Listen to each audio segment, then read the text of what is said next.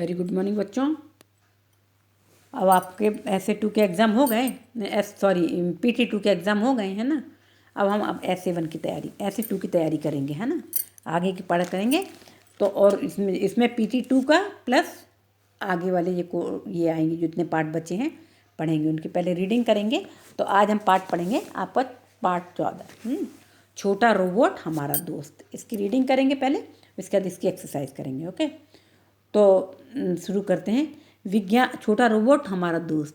विज्ञान के अनेक आविष्कार हैं, जिनमें से रोबोट का आविष्कार अद्भुत है। आओ बच्चों के साथ रोबोट की दोस्ती की इस काल्पनिक कहानी को पढ़ें। कल्पना की, मैं से मतलब सोचा है केवल, है ना, कि ऐसा होता है। रोबोट तो है मित्र हमारा, करता सारे काम हमारे, जो हम कहते वही करता, सब कुछ करता बिना विचारे। ना कुछ खाता ना कुछ पीता, नहीं करता है आराम, नहीं फ़र्क किसी में करता, सबको समझे एक समान। है, ये रोबोट के बारे में कविता लिखी गई है। तो पहले हम जल्दी से रीडिंग करते हैं, उसके बाद वो करेंगे एक्सरसाइज इसकी। ओके। मयंक और नेहा बगीचे में खेल रहे थे, तभी नेहा की नज़र दूर पेड़ के नीचे गई। नेहा ने मयंक से कहा, देखो वहाँ पेड़ के नीचे कौन सो रहा है, चलो चलकर देखते हैं। मयंक के कहने पर दोनों पेड़ के नीचे गए। अरे यह तो एक बच्चा है, पर यह कोई मामूली बच्चा नहीं, यह तो रोबोट है। कहते हुए मयंक ने उसे गोदी में उठा लिया। चलो इसे माँ के पास लेकर चलते हैं, नेहा उत्साहित होकर बोली। वे उससे लेकर घर आए। माँ उस छोटे रोबोट को देखकर बहुत खुश हुई। उन्होंने उसे पलंग पर बिठाया। माँ ने बच्चों से उसे कुछ खिलाने को कहा। नेहा ने उसे एक गिलास मीठा दूध पीने को दिया, पर रोबोट ने दूध नहीं पिया। तब मयंक ने उसे आलू का पराठा और सैंडविच खाने को दिया। उसने वह भी नहीं खाया। वह रोने लगा और रोते रोते पलंग से नीचे उतर गया। अब उस ओर गया जहाँ कमरे में एक कोने में सिलाई मशीन रखी थी। उसने वहाँ एक डिब्बी में रखी सारी सुइयाँ खा ली। उसने मशीन के तेल की पूरी बोतल पी ली। अब पेट भरने पर वह खुश नजर आ रहा था। फिर वह बच्चों के साथ बाहर खेलने चला गया। बच्चे वहाँ गेंद से खेल रहे थे। वह भागते हुए एक चुटकी में उनकी गेंद उठा लाता था। उसने वहाँ बच्चों को अनेक करतब दिखाए। बच्चों को उसके साथ बहुत मज़ा आया। रात होने पर बच्चों ने रोबोट को अपने पढ़ने के कमरे में चटाई बिछाकर सुला दिया।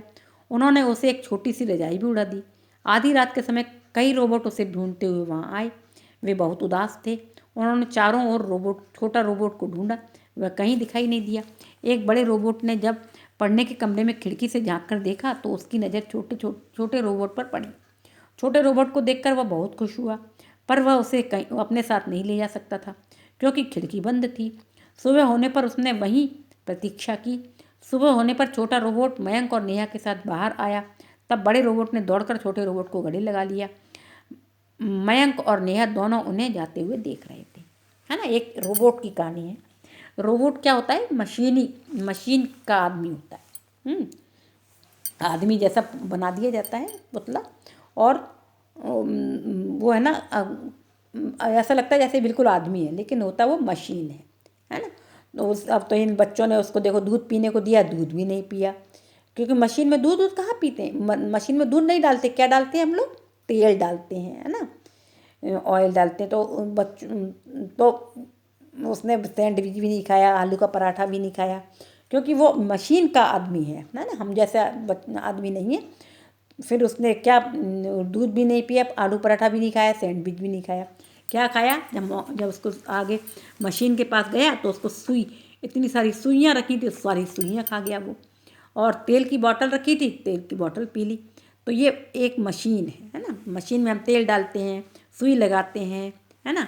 तो इस तरह से तो ये इन लोगों को मिल गया था, तो ये ले आए थे अपने घर में। लेकिन सब बच्चे अपने अपने ही मम्मी पापा के पास सब लोग खुश रहते हैं ना, तो ये भी रोने लगा था। इसको ही मम्मी पापा की याद आ रही थी। और इन लोगों ने सुला दिया उसको। तो उनके मम्मी पापा ढूंढते ढूंढते आए हैं कि कहाँ गया। तो जब कहीं नहीं मिला, बहुत परेशान हो गए। फिर उन्होंने इनकी मयंक की और नेहा की खिड़की से झाँक कर देखा तो छोटा बच्चा उनका सो रहा था।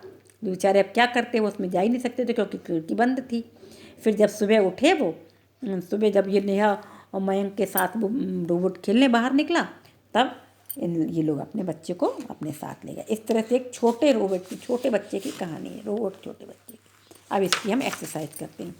तो आप लोगों को केवल ऐसे टू डाल देना है और पाठ 14 छोटा रोबोट हमारा दोस्त नाम डालना है, डेट डालना है। इधर इस साइड डेट डालेंगे, इस साइड डे डालेंगे, पाठ नंबर लिखेंगे, पाठ 14 छोटा रोबोट हमारा दोस्त पाठ का नाम लिखेंगे। फिर शब्दार्थ लिखेंगे, शब्द और अर्थ। शब्द के नीचे काल्पनिक, अर्थ के नीचे कल्पना पर आधारित, शब्द के नीचे उत्साहित, अर्थ के नीचे जोश में भरकर, और बीच में लाइन जरूर खींच देना है। ठीक है, ओके। अब हम तो ये आपका वो हो गया शब्दार्थ। और अब हम करेंगे विकल्प। मयंक और नेहा कहाँ खेल रहे थे? आंगन में, कमरे में, बगीचे में। कहाँ खेल रहे थे? एक बगीचे में। बगीचे में सही का निशान लगाएं। ख, मयंक और नेहा छोटे रोबोट को किसके पास ले गए? दादी के पास, माँ के पास, पिताजी के पास। किसके पास ले गए थे? माँ के पास। छोटा रोबोट भागते हुए क्या उठा लाता था? छोटा रोबोट जब बच्चों के साथ बगीचे में खेल रहा था तो क्या उठा कर ले आता था? गेंद, बल्ला, गुड़िया। क्या उठा लाता था? गेंद। बॉल खेल रहे थे ना, बैट बॉल खेल रहे थे, तो बैट से वो फेंकते थे बॉल को, तो वो दौड़ के बॉल उठा लाता था। ठीक है, तो पहले में बगीचे में, दूसरे में माँ, और तीसरे में गेंद। ठीक है, ये हो गया। अब हम क्वेश्चन आंसर करेंगे। निम्नलिखित प्रश्नों के उत्तर दो। ये तो आपको मालूम है, ऐसे लिखना है। फिर मौखिक लिखना है, वो भी सीधी लाइन छोड़ देना है। फिर तीसरा प्रश्न लिखना है। नेहा की नज़र किस पर पड़ी? नेहा की नज़र बगीचे में पड़े हुए बगीचे में सोते हुए रोबोट पर पड़ी। ऐसे लिखेंगे, नेहा की नज़र पेड़ के नीचे सोते हुए रोबोट पर पड़ी। ऐसे लिखना पड़ेगा आपको। नेहा की नज़र बगीचे में एक पेड़ के नीचे सोते हुए रोबोट पर पड़ी, है ना? कैसे लिखेंगे? नेहा की नज़र बगीचे में एक पेड़ के नीचे सोते हुए रोबोट पर पड़ी। ठीक है, दूसरा, मयंक और नेहा रोबोट को कहाँ ले गए? मयंक और नेहा रोबोट को माँ के पास ले गए। कहाँ ले गए? माँ के पास। अब तीसरा है, बच्चों ने रोबोट को कहाँ सुलाया? बच्चों ने रोबोट को कहाँ सुलाया? इसका उत्तर ये है, बच्चों ने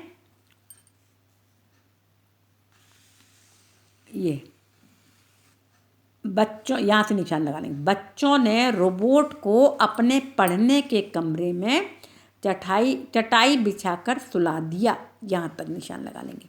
बच्चों ने से लेकर के सुला दिया तक। ठीक है, हाँ। अब है ये तीन हो गए आपके मौखिक प्रश्न उत्तर, है ना? अब प्रश्न लिखित। पेड़ के नीचे क्या था? पेड़ के नीचे एक रोबोट था। ठीक है, क्या लिखेंगे? पेड़ के नीचे एक रोबोट था। नेहा और मयंक ने रोबोट को खाने के लिए क्या क्या दिया? नेहा ने रोबोट को एक गिलास दूध और मयंक ने आलू का पराठा और सैंडविच दिया, है ना? ये है, इसका उत्तर यहाँ भी है, देखो। नेहा ने उसे, यहाँ से लगाएंगे पेज नंबर 110 में, नेहा ने उसे एक गिलास मीठा दूध पीने को दिया। यहाँ तक लगाया, फिर उसके बाद ये छोड़ देंगे।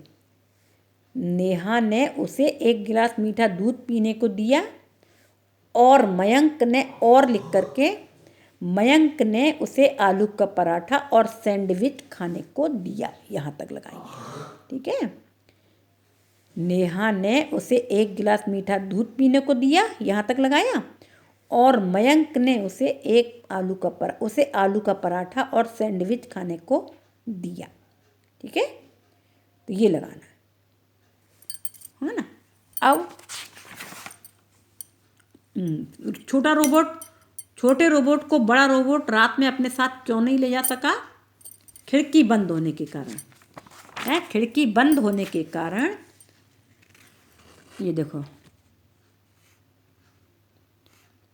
खिड़की बंद होने के कारण, ऐसे लिखेंगे आप लोग, कमरे की खिड़की बंद होने के कारण बड़ा रोबोट छोटे रोबोट को अपने साथ नहीं ले जा सका।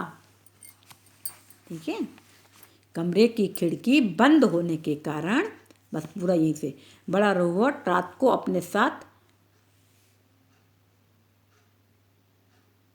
नहीं, कमरे की खिड़की बंद होने के कारण छोटे रोबोट को बड़ा रोबोट रात को अपने साथ नहीं ले जा सका। पूरा प्रश्न लिख देना है, पर इसके आगे केवल कमरे की खिड़की बंद होने के कारण यहाँ लिख देना है। ठीक है, हो गया। हाँ, अब ये प्रश्नोत्तर हो गए आपके। अब किसने कहा, किससे कहा? देखो, वहाँ पेड़ के नीचे कौन सो रहा है? किसने कहा था? नेहा ने कहा था। और किससे कहा था? मयंक से। देखो, नेहा ने मयंक से। ठीक है, नेहा ने मयंक से। अब दूसरा है, यह तो रोबोट है। ये मयंक ने नेहा से ना, मयंक ने नेहा से। चलो इसे माँ के पास लेकर चलते हैं। ये किसने कहा था? ये नेहा ने मयंक से, है ना। तो पहला वाला क्या है? चलो इसे माँ के पास लेकर चलते हैं। नेहा ने, देखो नेहा ने कहा था मयंक से। तो पहला हुआ नेहा ने मयंक से, दूसरा हुआ मयंक ने नेहा से, और तीसरा हुआ नेहा ने मयंक से फिर से। ठीक है, अब वाक्यों को शुद्ध करके लिखना है। मयंक और नेहा बगीचे में खेल रही थी, ये गलत है। क्या लिखेंगे? मयंक और नेहा बगीचे में खेल रहे थे, रहे थे। ठीक है, दोनों पेड़ की नीचे गए। पेड़ की नीचे नहीं, क्या गए? दोनों पेड़ के नीचे गए, के हो जाएगा ये। वे बहुत उदास थीं। वे बहुत उदास थे। कौन? रोबोट के माता पिता। तो वे बहुत उदास थे, थी नहीं, थे। छोटी रोबोट कमरे से बाहर आया। छोटी नहीं, छोटा। छोटा रोबोट कमरे से बाहर आया। तो क्या हो गया? दोनों पेड़ के नीचे गए, के हो जाएगा ये। वे बहुत उदास थे हो जाएगा ये के हो जाएगा, ये थे हो जाएगा।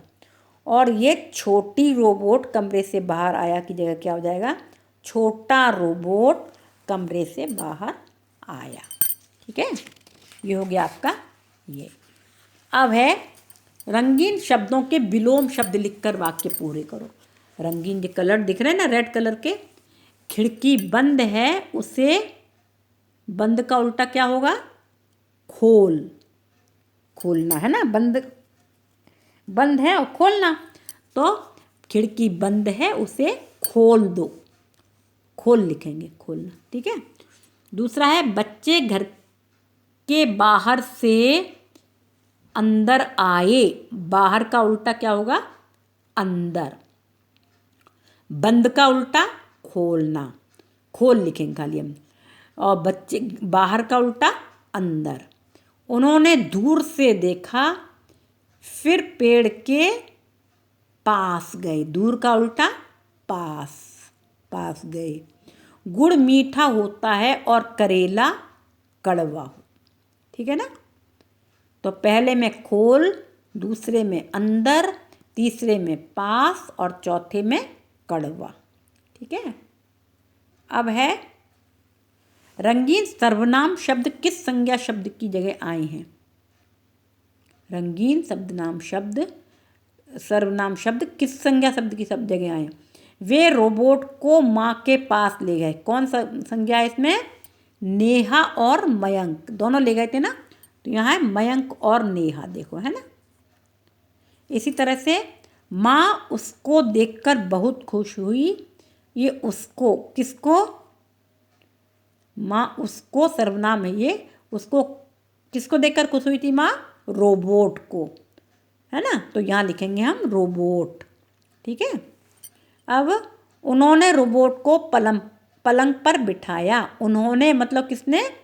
मयंक और नेहा ने। मयंक और नेहा ने, नहीं माँ ने, ये माँ ने यहाँ मयंक ने नहीं, माँ ने रोबोट को पलंग पर बिठाया, माँ ने। ठीक है। और वे बहुत उदास थे। कौन?